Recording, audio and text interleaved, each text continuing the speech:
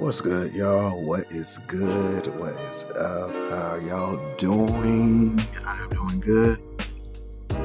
If I sound a little, excuse me right now, I can't talk too loud because I am in a hotel.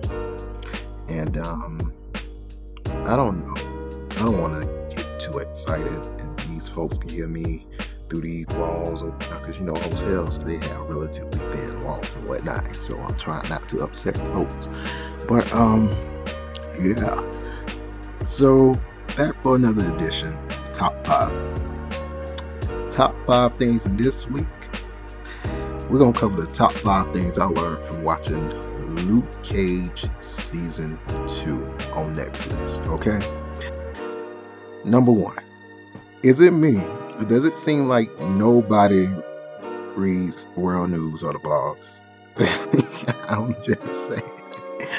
Y'all, the Avengers had a civil war.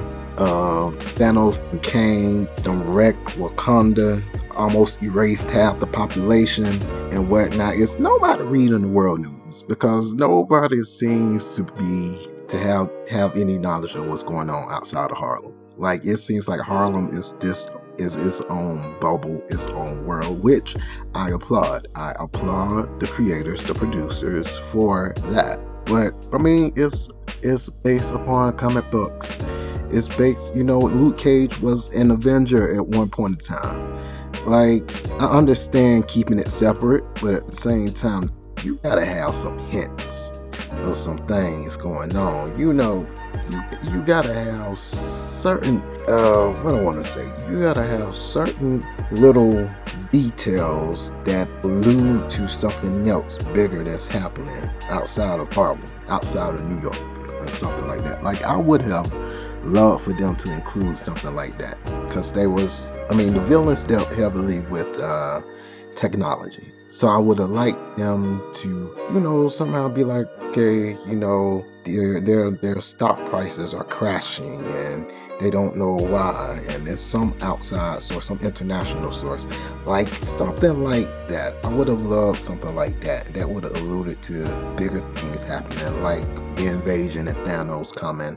I think this is supposed to be happening before Thanos came, shortly before Thanos came. But at the end of the day, they had a civil war, and you had the accordance and all that other stuff. So I just feel like certain things could have been mentioned. That's all. Also, top five: always do right by your kids, or else. Do you hear me? Those of you who have kids, those of you who want kids, always do right by your kids, or else. What a shame. What a shame. Like, do you not realize what a force that both Mariah and her daughter could have been together? Mariah just couldn't stomach it for some reason, and I understand her pain and frustration, especially considering the circumstances that her daughter was brought into the world. But at the same time, like, that's your flesh and blood. Like, that's your legacy. Kids are a part of your legacy. You're supposed to make sure that your legacy is in top condition. I just don't understand people. At the end of the day, Mariah got what she deserved, okay? Like, her daughter came in there and she gave her the kiss of death, okay? Like, that's what you call a kiss of death, okay? She did that. I don't feel bad.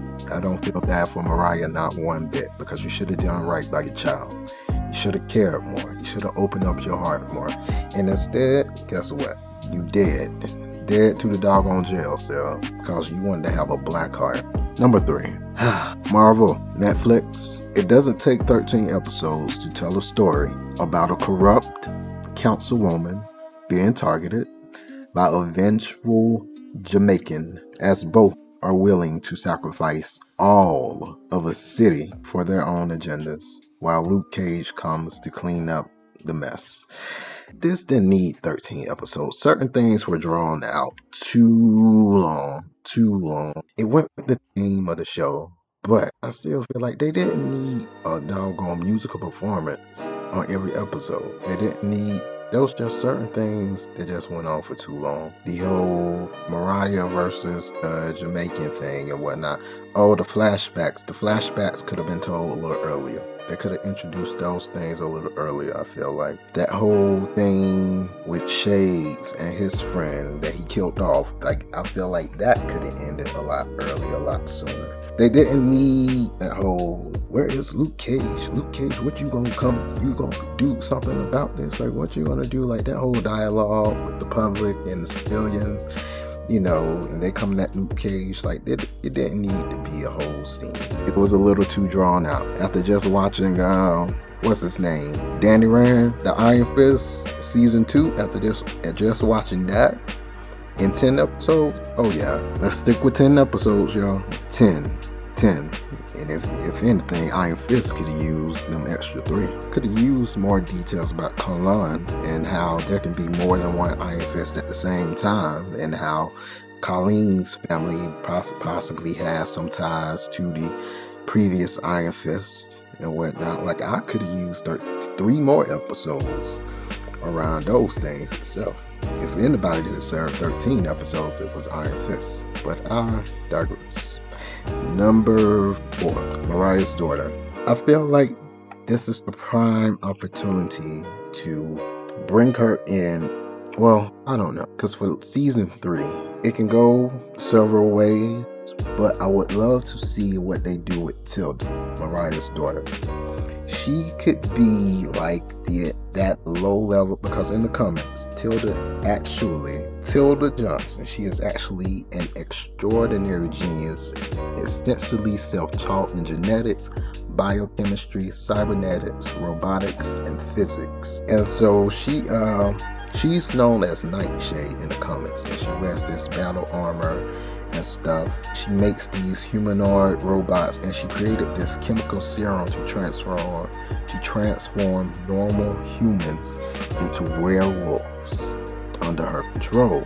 And she used this concentrated pheromone to control men. So she could be like this low-level Marvel Comics black version type of Poison Ivy, almost like a cross between a Norman Osborn and a Poison Ivy. Like somebody that's smart, somebody that can create things, but also somebody that deals more with the natural side of things. Like, she's not too into robotics and stuff, which they built Tilda up to be more of this witch doctor herbalist type of thing. So I really hope that they make her into that low-level type of Poison Ivy type of character. That would be really cool. What else? Okay, so we're gonna go into number 5. Number 5, plain and simple. Work ain't honest, but it pays the bills. Hey, that seems to be the thing for Luke Cage, pretty much. Okay, work ain't honest, but it pays the bills. You got them folks, they selling drugs, they doing underhanded, under the table dealings with loads of money and cash and stocks. And does anybody have an honest job? Like, Luke Cage don't even have an honest job. He's the hero. He don't even have an honest job because he's supposed to be registered. You know, he's not even graced by the NYPD to do what he does, because they considering him a vigilante and a nuisance. That doggone Misty Knight. Oops. So I have to take her in doses. Sometimes she can be good. Like in Iron Fist, I could tolerate her, but in Luke Cage, I have to take her in low doses. Really do. But yeah, so yeah, ain't nobody got no honest work. Even Misty, she sitting up there planting evidence and going behind folks' back. Like, she ain't doing no honest work herself. She's supposed to be one of the good guys, and that is a shame. That is a shame. It is what it is in the world of Marvel, in the world of Luke Cage, in the world of comic books, and everybody gotta get their hands dirty somehow, some way, in some form. That's what makes for a good story. That is my top 5 Luke Cage. Did y'all see it? I hope y'all did. I know I talked about Iron Fist. That's gonna be coming up next. As always, y'all like, subscribe, comment. Be sure to tell a friend that I am your friend so we can all be friends right here